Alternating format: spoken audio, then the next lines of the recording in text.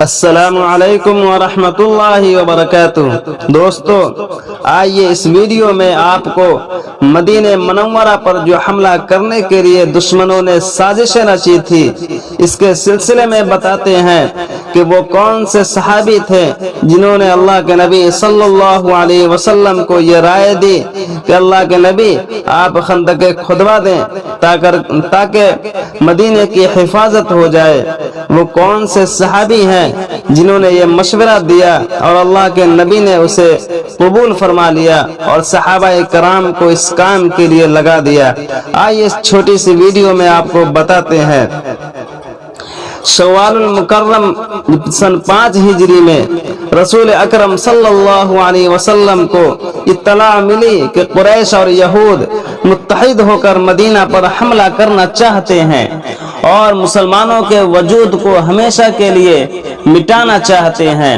تو آپ صلی اللہ علیہ وسلم نے صحابہ کرام سے مشورہ طلب کیا تو انہوں نے مدینہ میں قلعہ بند ہو کر دفاعی جنگ کرنے کا ارادہ ظاہر کیا۔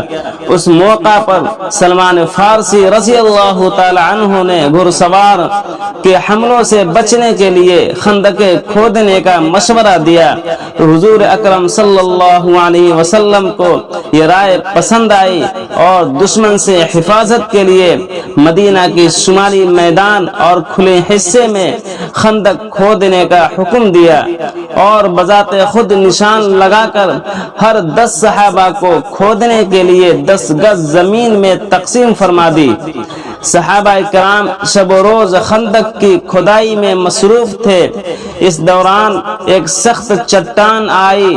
آپ صلی اللہ علیہ وسلم نے اللہ کا نام لے کر اس پر 3 کدالیں ماری جس سے چٹان ریزہ ریزہ ہو گئی، اور آپ صلی اللہ علیہ وسلم نے ملک شام، ایران اور یمن کے فتح کی خوشخبری سنائی۔ غرض 3000 جانثار صحابہ نے 6 دن میں تقریباً 3 کلومیٹر لمبی، 5 گز چوڑی اور 5 گز گہری خندق کھود کر تیار کر دی۔ اس تدبیر سے مدینہ منورہ پر جو حملہ کرنے کے لیے دشمن آ رہے تھے وہ نہیں آ پائے اور مدینہ منورہ اس تدبیر سے حفاظت ہو گئی۔